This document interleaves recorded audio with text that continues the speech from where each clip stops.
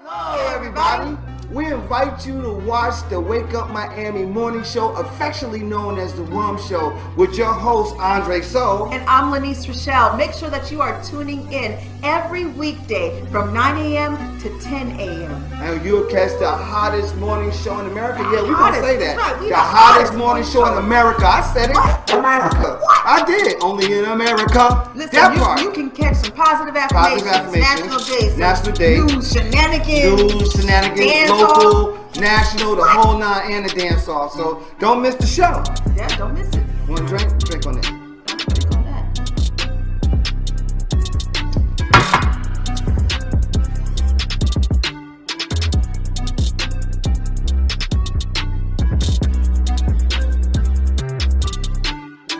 That's what it is. So that's how we feel. So you make sure that you tune in. That's how we feel.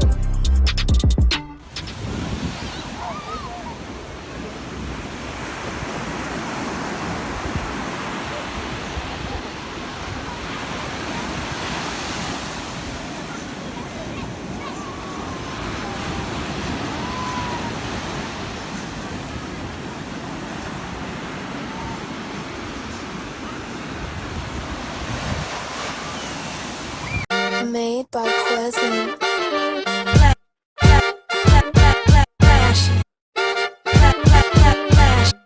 Miami Morning Show. You watching the wake up, the wake up, the wake up, the wake up, the wake up, the wake up, wake up. Miami Morning Show. You watching the wake up, the wake up, the wake up, the wake up, the wake up, the wake up, wake up. Miami Morning Show. You watching the wake up, the wake up, the wake up, the wake up, the wake up, the wake up, wake up. Miami Morning Show. You watching the wake up, the wake up, the wake up, the wake up, the wake up, the wake up, wake up. Miami Morning Show. You Miami Morning Show. You watching the Miami Morning Show. You watching the wake up, the wake up, the wake up, the wake up, the wake up, the wake up, wake up. Miami Morning Show. You watching the wake up, the wake up, the wake up, the wake up, the wake up, the wake up. Miami Morning Show. You watching the wake up, the wake up, the wake up, the wake up, the wake up, the wake up, wake up. Miami Morning Show. You watching the wake up, the wake up, the wake up, the wake up, the wake up, the wake up, wake up. Miami Morning Show.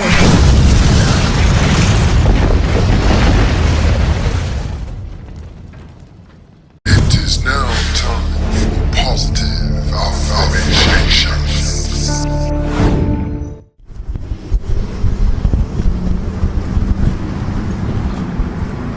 Boy, what you rolling all up on me for? I'm trying to use the bathroom, boy. I'm trying to, listen, this is Florida man, and then, you know, we got to talk about positive affirmation. The positive affirmation for the day is I can easily express my feelings. Say it with me. I can easily express my feelings. Now, I want you to receive it. I want you to believe it so that you can conceive it. That part there, this Florida man with your positive affirmation. Positive affirmations.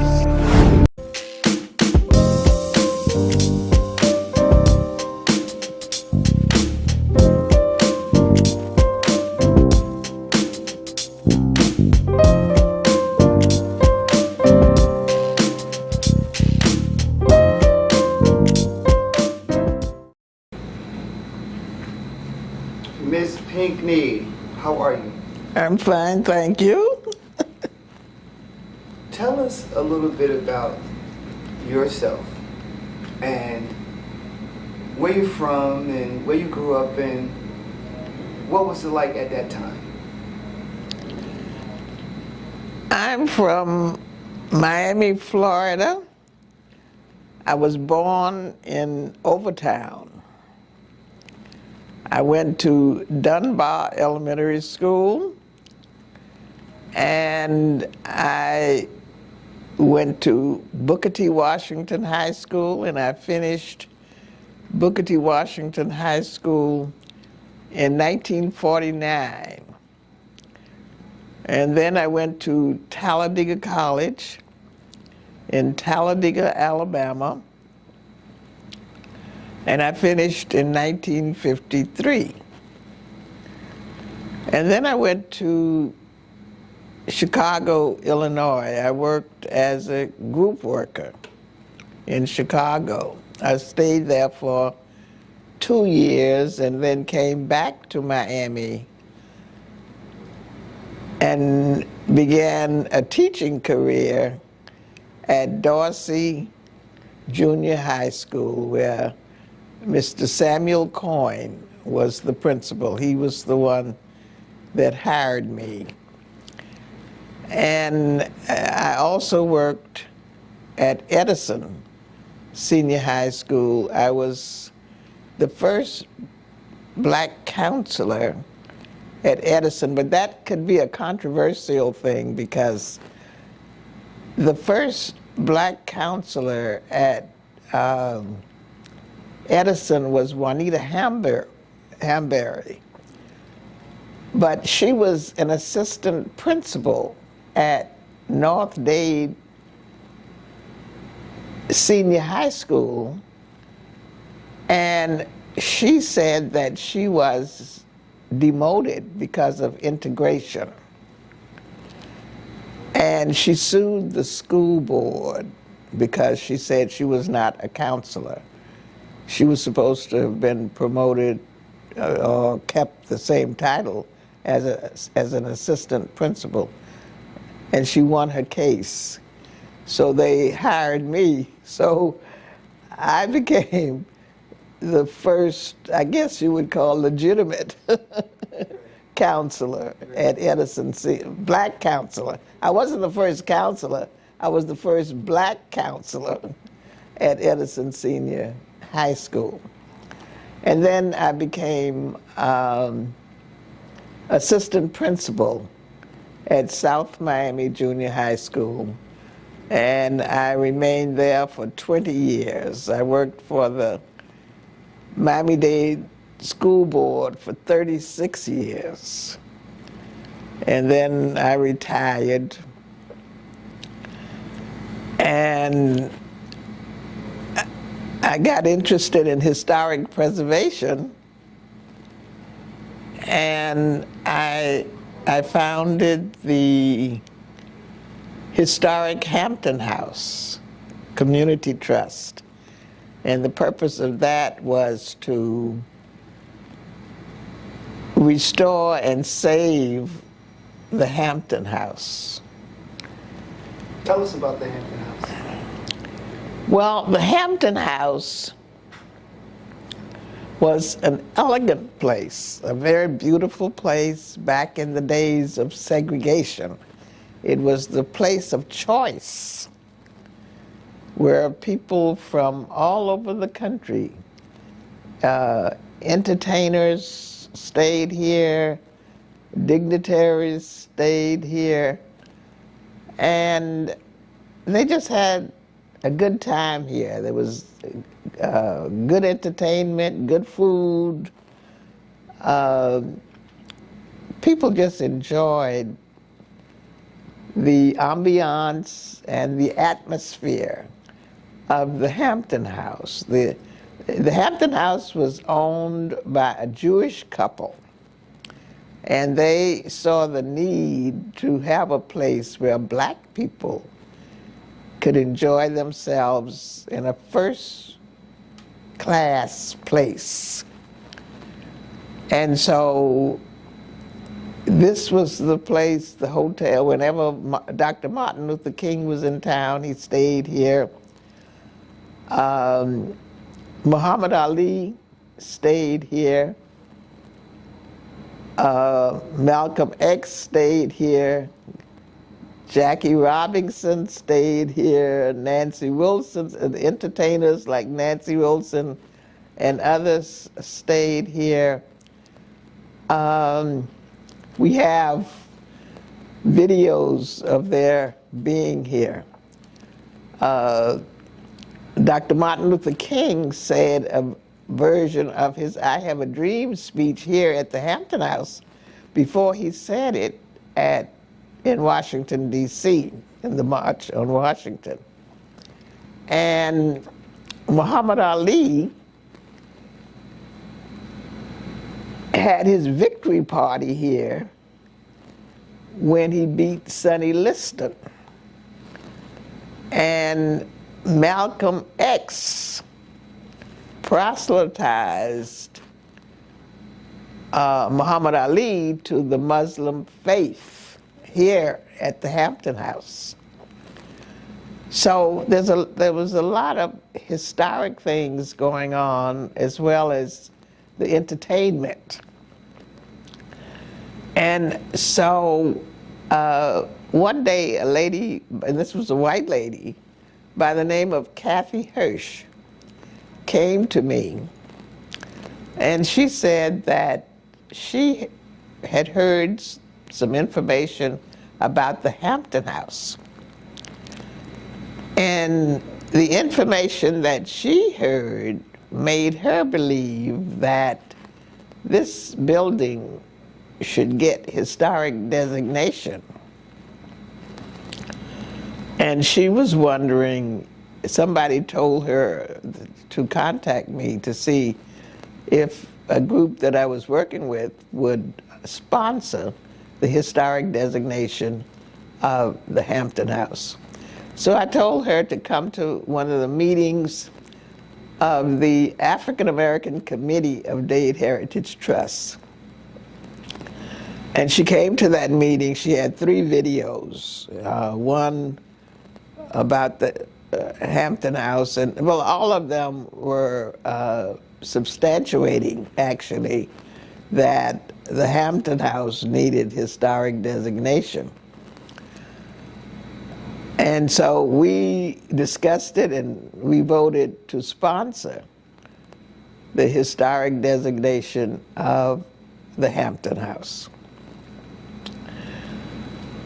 Well, while we were in the process of getting that done and getting the history written, we were told that the county was going to tear the Hampton House down because it had become a derelict building and an unsafe building, and that it was a danger to the community. And so what we were just confused about that, because we were looking at the historic value, and we decided that we wanted to fight that. So we went to the county and we said, we don't want you to tear the Hampton House down. We need to preserve it. And so the final result of that was that we did get the county to stop the demolition. I went to Louis Pinellas, and his brother was the mayor at the time, Alex Pinellas. And we asked for a stay of demolition. And so when I talked to Louis said, well, the mayor cannot stop the county from doing its job. What you need to do is to get your people together. Can you get your people together and have a demonstration in front of the Hampton House? Get some food and a band, or make a big deal out of it, and save the Hampton House. So I said, Louis, we don't have any money to pay a band to come out there and buy food and do all this you're telling us to do. So he said, well, can you get the people out there? So I said, yes, I think I can get the people out there. He said, okay, if you can get the people, I'll get the band and I'll get the food, but it's gonna be Cuban food and a Cuban band. So I said, I don't care what kind of food and I don't care what kind of band. It's just as we do it and do whatever it takes to save the Hampton House from demolition. And so we had that demonstration, and the mayor came, and Barbara Carey Schuler came. She was the commissioner at that time. And so we got the mayor to say that they were going to do a stay of demolition for the Hampton House. And so then people started saying, well, how are you going to restore it? Where are you going to get the money from to restore it? So I said, well, we don't have any money. So somebody told me about the general obligation bond program. And they told me to apply to try to get some money to see if we could get money for the restoration of the Hampton House. So I got the application, but when I got the application, I didn't know how to fill it out, because it was asking you what you're going to do with the money. So I couldn't say what we're going to do with the money. That required an architect, and I'm not an architect. So I went to Richard Heisenbottle. He was on the board of Dade Heritage Trust. And I asked him to fill, and he's a historic preservationist. I asked him if he would fill out this application for me. So he told me that he would have to come to the Hampton House and go over it to see what the needs were. So I met him here at the Hampton House, and when I saw him, he came in his GQ suit and his Mercedes Benz, and this place was filthy and nasty. And I apologized to him for not telling him what condition the Hampton House was in. So he said, oh, that's okay. And he went all over this place. And he filled out the application for me and signed it. And so that meant a lot. And when we found out that we had been accepted in the general obligation bond program for $4.7 million, we were very happy. But the county took so long to put the bids out that the first company that got the bid, after they came here and looked at the place, they said that was not enough money, and they turned the bid down. So then they said that we needed at least $5-point-something million because the place was in such a bad shape. So then the county put the bid out again, and that was for 5-point-something. I don't remember exactly what it was, but anyway, another company got the bid, and when they checked it out, they said, that's not enough money, we can't do it for that. So they turned it down. So it's the second time it's been turned down. By this time, Commissioner Edmondson was the county commissioner for District 3. And they said that it would take $6-point-something million in order to do it, a portion of it, because the building still is not completed, but at least it's usable. And so Commissioner Edmondson was able, in fact, she was the one that got the 5 point and she got the 6 point. And so she got the money that we needed in order to start the construction of the restoration. And I'm ever grateful to her for being able to do that. So it took, I started working on this in 2001, and we were not able to get into the building until 2015. So it took that long for us to, and we had so many people who came and wanted to help, but then they got tired because nothing was happening, and they were saying, well, it's never going to happen. They had given up. There were so many people that gave up. But, you know, I just felt that God was going to come through.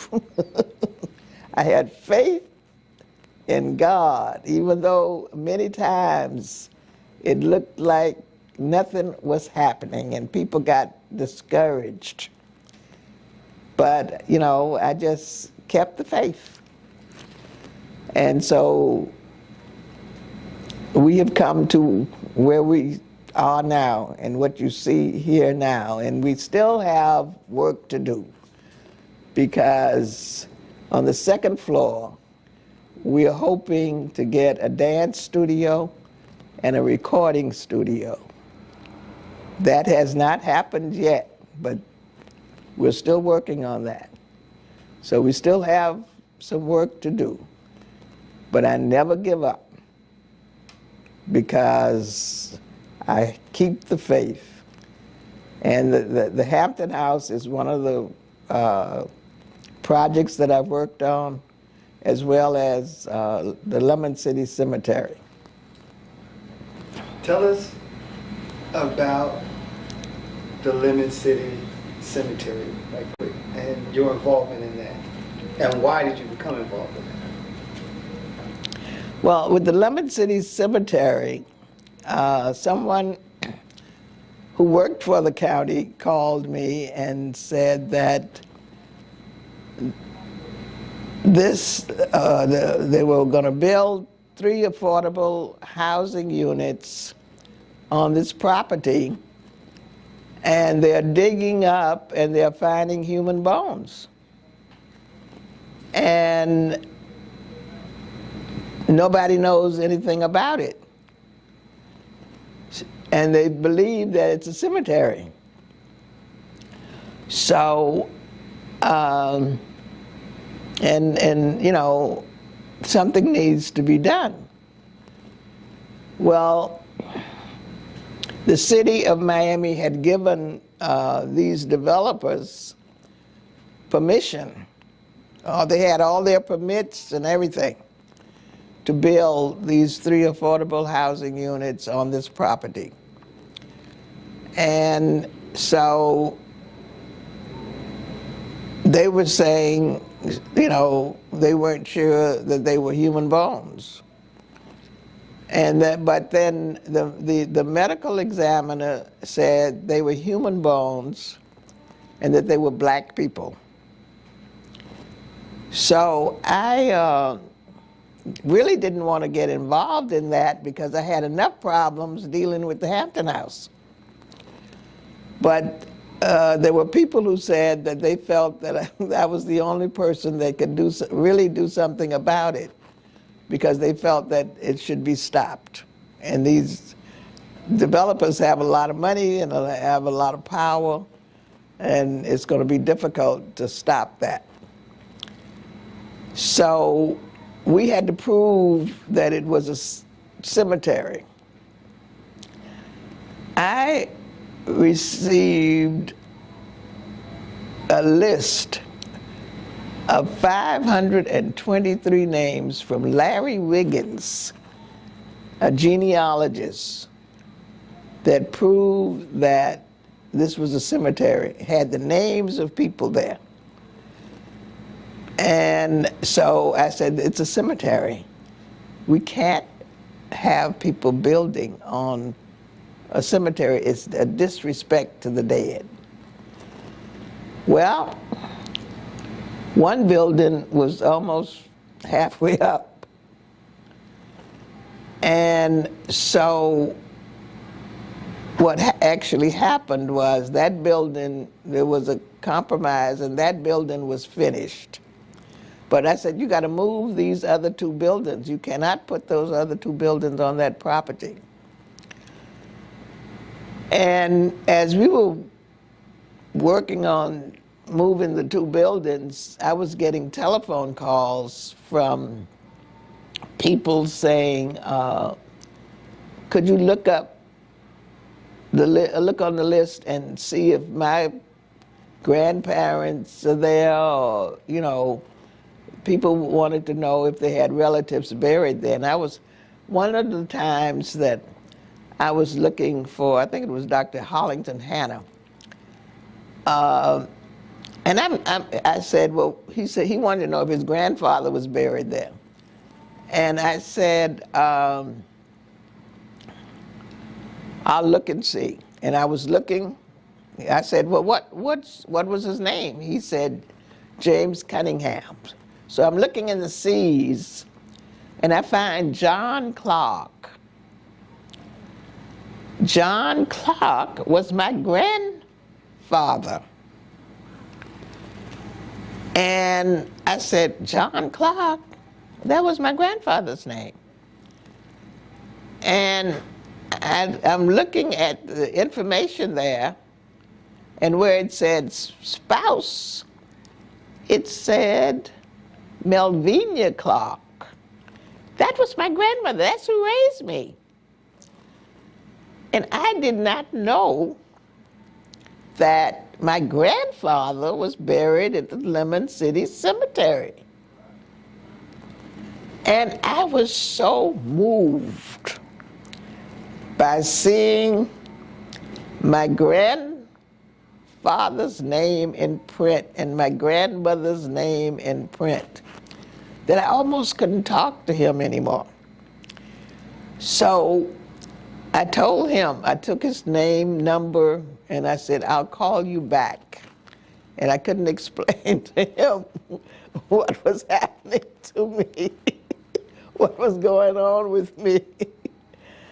And so I did that.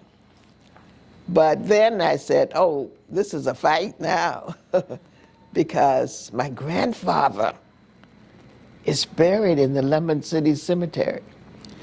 And you know, I felt that my grandfather was operating me, was working through me from heaven to reveal what was going on. And we came to a compromise, and they moved the other two buildings to someplace else. And they made the space a memorial garden. And I said, I wanted the human bones returned that were in the medical examiner's office. I want them returned to this cemetery, because they wanted to put those human bones in a regular cemetery that was open. I said, no, you dug them up from this cemetery. Their families buried them here, and I want them back here. And so they said, okay. And we had a reinterment service. The human bones were placed in 2 caskets. Range Funeral Home took care of it. And we had a reinterment service out there at the Lemon City Cemetery. And most of the people were from the Bahamas. Most of the people that were buried out there in the Lemon City Cemetery were from the Bahamas. They were the pioneers. They were the people who did all the menial work in Miami to make Miami what it is today. They beautified, they did the gardening work, they did the farming. They showed what to do with the coral rock and how you could build houses with coral rock. And, you know, our history is lost. And we've got to tell the story. We're the foundation of the community. And nobody knows it, and it's not respected. So we need to learn our history and to tell our history and to give ourselves the respect that we are due for what we have done in the past in laying the foundation for this community. And so I am still on the fight, or in the fight, for historic preservation and for telling our story. And so that's why I think that what you're doing in helping to shed light on the foundation of our community, on the culture of our community, on the heritage of our community, on the legacy of our community. We got to tell the story. The story has to be told because it has not been told. And we got to give ourselves respect. And this is the only way we're going to do it. So I congratulate you on what you are doing to help in telling the story. And for the camera, please state your name. My name is Enid Curtis Pinckney. And your age, Miss Pinckney, if you can. Your age. My age, I'm 90 years old. She done told everything. Anything you want to say in closing remarks, Miss Pinckney, about anything, or about Miami, about something that's going on within our community? The floor is open for you to say whatever you want to say. Well, you know, last week I went over to Judge Lawson E. Thomas's office because we recently got historic designation. Dade Heritage Trust was the sponsor of the historic designation of his office building. And the reporter who interviewed me about that and wanted me to take a picture in front of the... I'm enjoying this. Okay. Okay. All right, we ready? We rolling? You ready? Rolling? Okay, yeah, finish. Okay. Finish. I went to Judge Thomas's office to take a picture in front of the office because of the historic designation. And the reporter for the New Times newspaper, Joshua Cabellas, I believe, I might not be pronouncing his name correctly, but anyway, you know, he was interested in taking a picture of the building, and when he looked at it, he said, you know, this man did so much for this community. And look at this building, you know, with the paint on it. You can't even take the picture with his name. The name Thomas was covered up with trees, which, you know, you couldn't take the picture showing the name Thomas. And he wondered why the community let that building look like that? And that's a good question.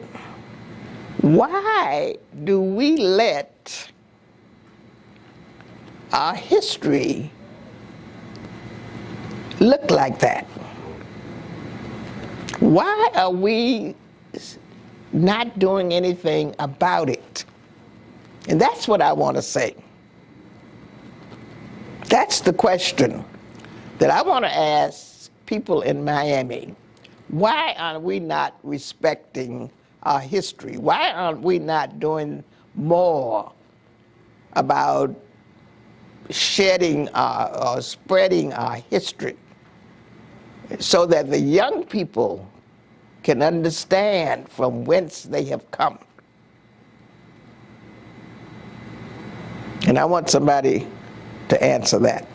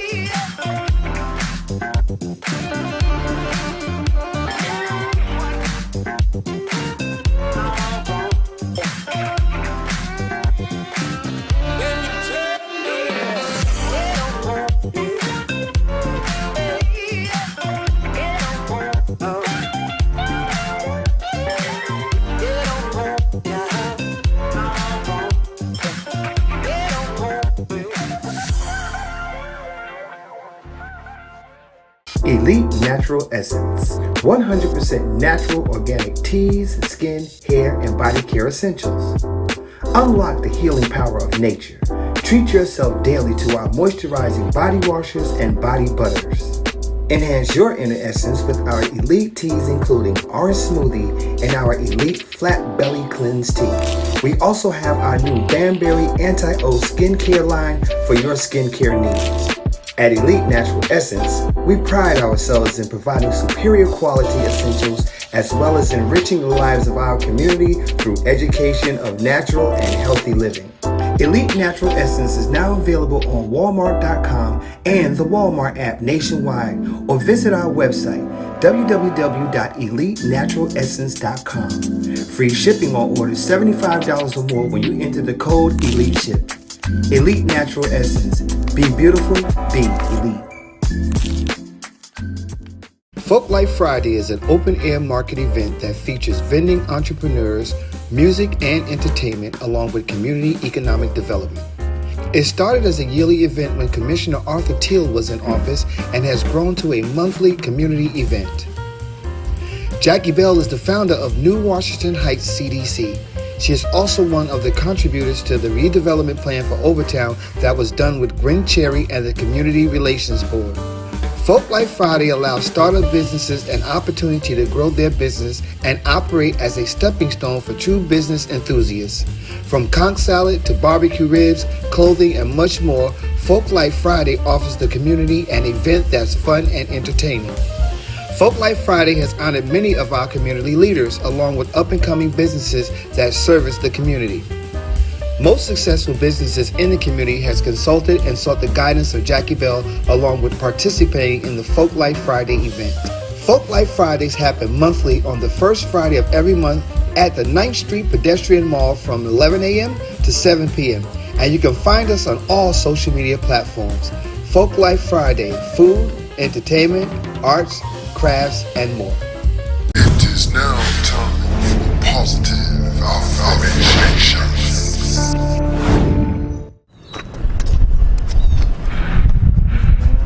What y'all keep following me for? Because you got to say the positive affirmation. The positive affirmation? Yep. Well, what's the positive affirmation then?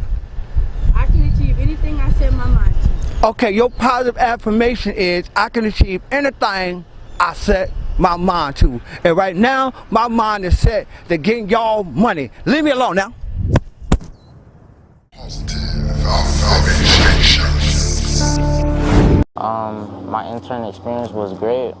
I got to help people who needed help in the community, and just in general, like we did food drives and giving out like hurricane supplies for the people who don't have the money or to buy supplies during that time. This was an amazing experience because she is a very good commissioner and she cares about her community very much. She's very passionate and she's a good leader. My intern experience is going well because I'm learning new things of how to help out the community. Yeah, that's it.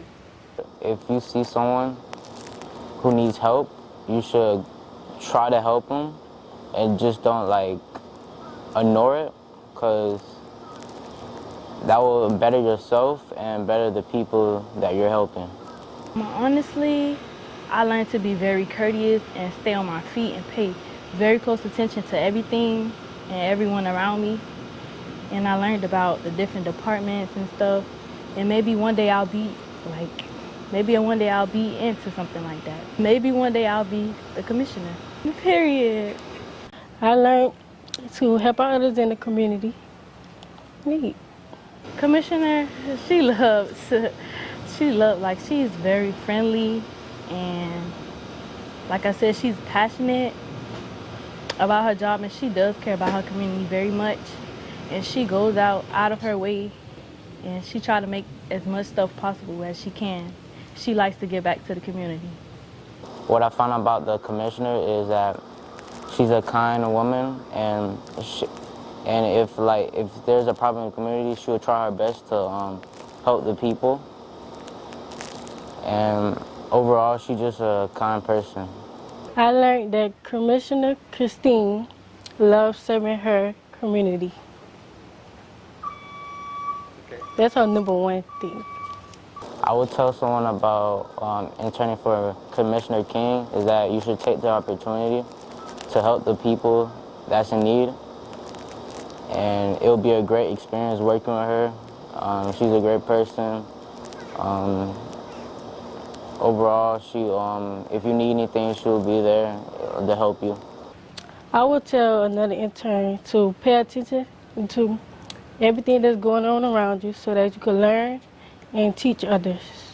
I would tell someone after me to be very consistent and be patient and just let the time, just take your time. Thank you, Commissioner King.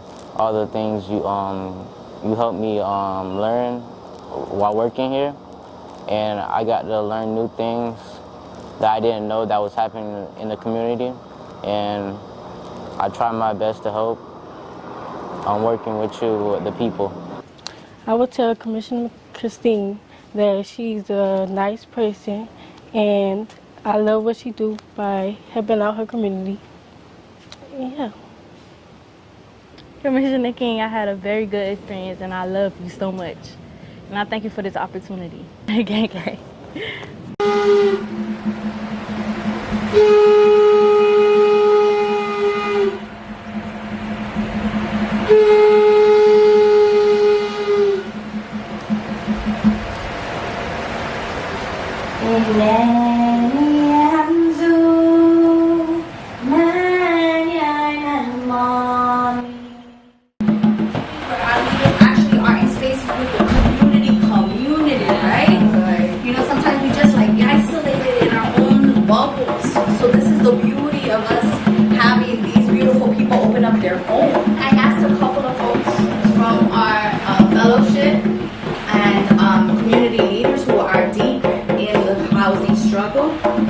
Words and open up, same as like we do on the EJ Spark on our Zoom calls, right?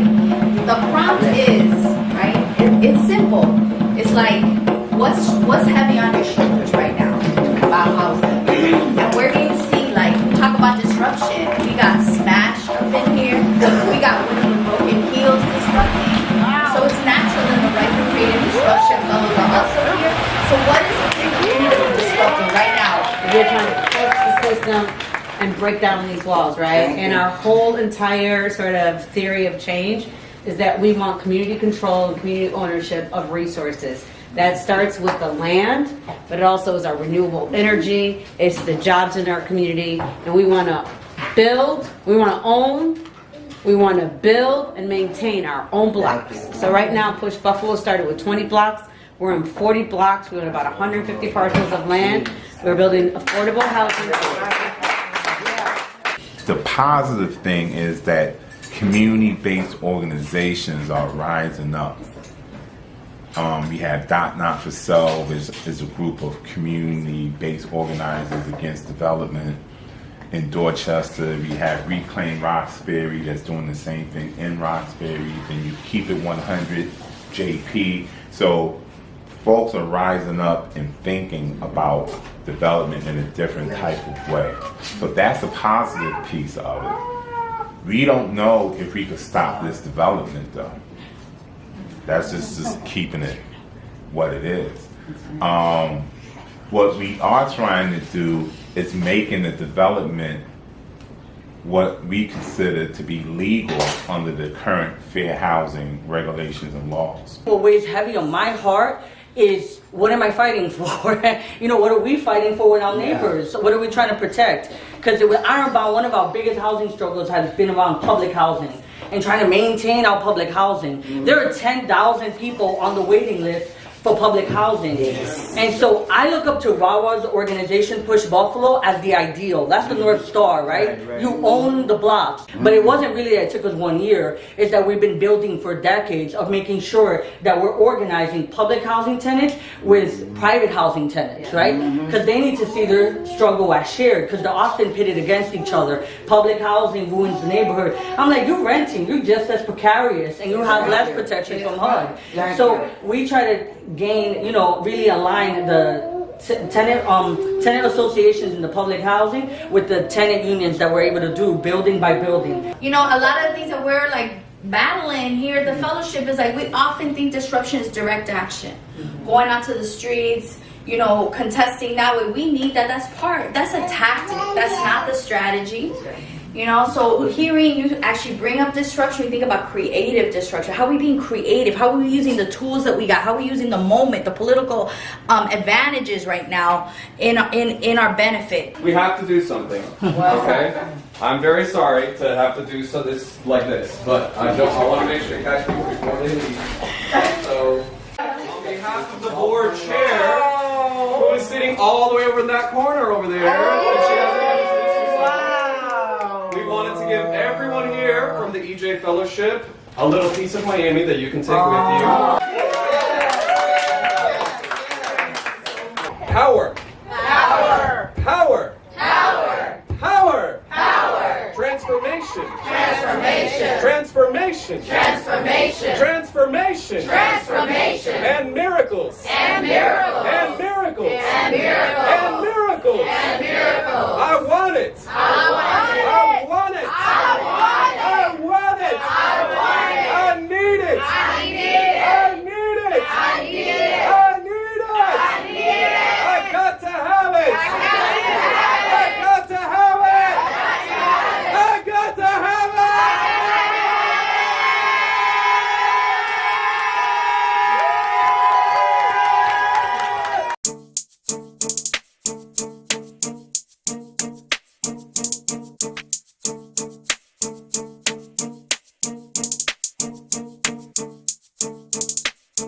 What's going on, everyone? This is your main guy, Andre Sola, iUrban TV, WUMMS, House of Soul, you name it. I'm all around in the community.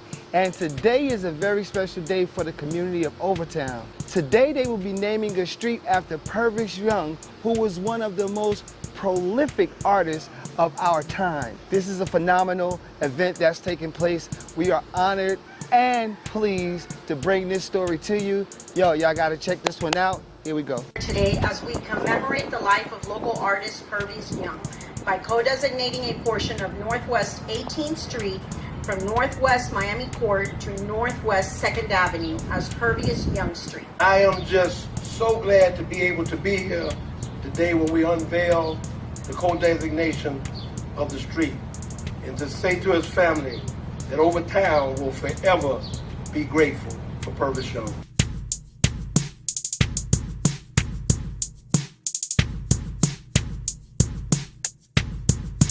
3, 2, 1.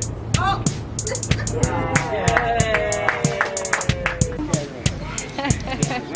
How is today important, a landmark event? Today is one of those moments where you want to pinch yourself that I have the opportunity to recognize Purvis Young and the work that he did in our community is an honor. It's a privilege to be able to do so, and that this co-designation of the street being named in his honor will live on in perpetuity, and small children, people who have known Purvis will be able to look and say, hey, that's Purvis Young Street. That's a sense of pride that we are restoring to our community little by little by recognizing giants like Purvis Young. And you see his beautiful mural behind us, and there's just more of that to come for our community. Purvis was always, if you look at his work evolved when they were doing the I-95 renovations and they were knocking down tenements. He chronicled what was happening in his community at the time. So when you go look at the the mural at 79th Street, you see the construction, I-95 being constructed. So he paints a lot of bridges, he paints a lot of trucks. You see a lot of construction workers. And in the early 80s, when they had the riots in Miami, he paints you see a lot of tenement buildings and the crowds and fires. And so he was a student of history. That was one of his favorite TV shows. And that was reflected in his work. Today is a very important day for Purvis and his family and all people that knew Purvis, because he was very part of the historic black community and black archives, and just a historic day because he's made history. He's always wanted to be an artist. He thought that his paintings were masterpieces. His main goal was to go to Paris and exhibit his artwork in Paris. However, he never made it there. So How long were you friends with him? I used to work for the county, so on my way to the county, I would buy a piece of artwork, go to the ATM machine and buy a piece, and I became so addicted that I got to know him, and just grew. Friendship grew. So I was very proud of that.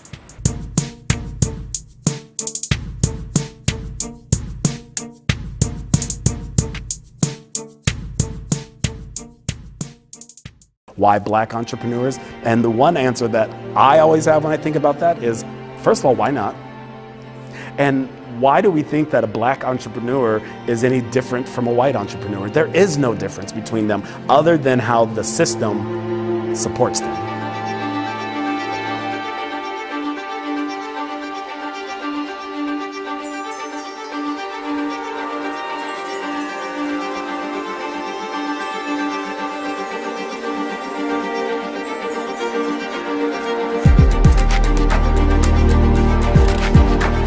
When they say I'm a Overtowner for life, they're being defiant instead of proud.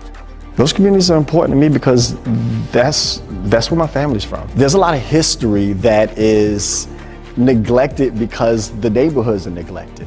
I'd want the general community to know that Black businesses work their asses off. We figure it out, we get the job done. When it comes to being a Black founder in Overtown, is that you can do it. And when you take the steps, things align. I literally redefined my hustle. I literally reinvented myself. I'm more courageous than I thought that I would ever be. I'm braver than I thought that I could ever be. Pause, I'm sorry. And Overtown has a very, very rich history of having Black entrepreneurs thriving. So there isn't, you know, Mom, what do I do? Dad, can you loan me a few $100,000? Overtown has been overlooked by, you know, traditional financial institutions. I think it's time for people to honor stories that are not honored. I think entrepreneurship has a very important role to play in transforming communities. Entrepreneurship is an equalizer. It's that it's not a zero-sum game. So why fight with each other about limited resources that are here? Let's focus on making resources available to all. Let's focus on leveling the playing field so everybody can be successful. Are disrupting several systems, and particularly systems of oppression that are rooted in racism, in poverty, and just in lack of opportunity.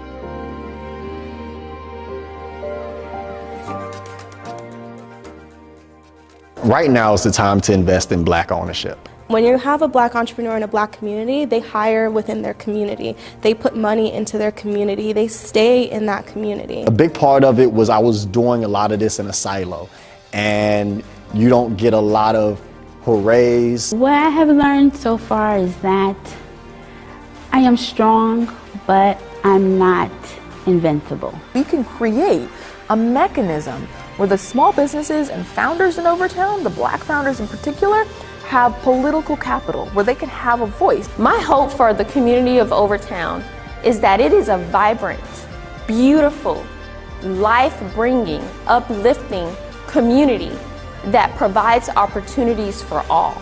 I want Overtown to be this thriving Black Mecca. So the vision and my hope for this work in Overtown is that we keep Overtown Black, and also that we give these entrepreneurs the power that they didn't know they had before. I just think it's important as a whole for us to keep our money circulating so we can show the power of our dollar. Like a lot of times, like we spend money on people and things that like oppress us or don't even support us. Imagine if there were businesses all up and down that corridor and down that street. Imagine the freedom of being able to walk out of your home, walk your kid to school, and then walk to your job and work. That is American dream.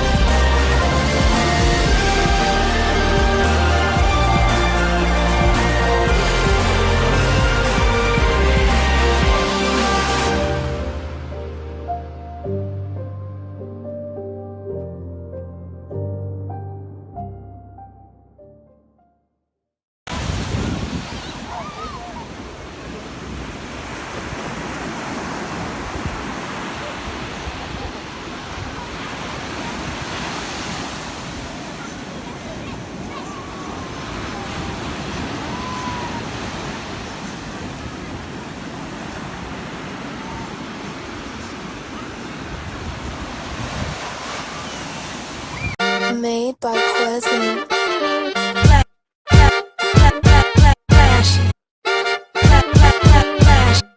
Miami Morning Show. You watching the wake up, the wake up, the wake up, the wake up, the wake up, the wake up, wake up. Miami Morning Show. You watching the wake up, the wake up, the wake up, the wake up, the wake up, the wake up, wake up. Miami Morning Show. You watching the wake up, the wake up, the wake up, the wake up, the wake up, the wake up, wake up. Miami Morning Show. You watching the wake up, the wake up, the wake up, the wake up, the wake up, the wake up, wake up. Miami Morning Show. You Miami Morning Show. You watching the Miami Morning Show. You watching the wake up, the wake up, the wake up, the wake up, the wake up, the wake up, wake up. Miami Morning Show. You watching the wake up, the wake up, the wake up, the wake up, the wake up, wake up. Miami Morning Show. You watching the wake up, the wake up, the wake up, the wake up, the wake up, the wake up, wake up. Miami Morning Show. You watching the wake up, the wake up, the wake up, the wake up, the wake up, the wake up, wake up. Miami Morning Show.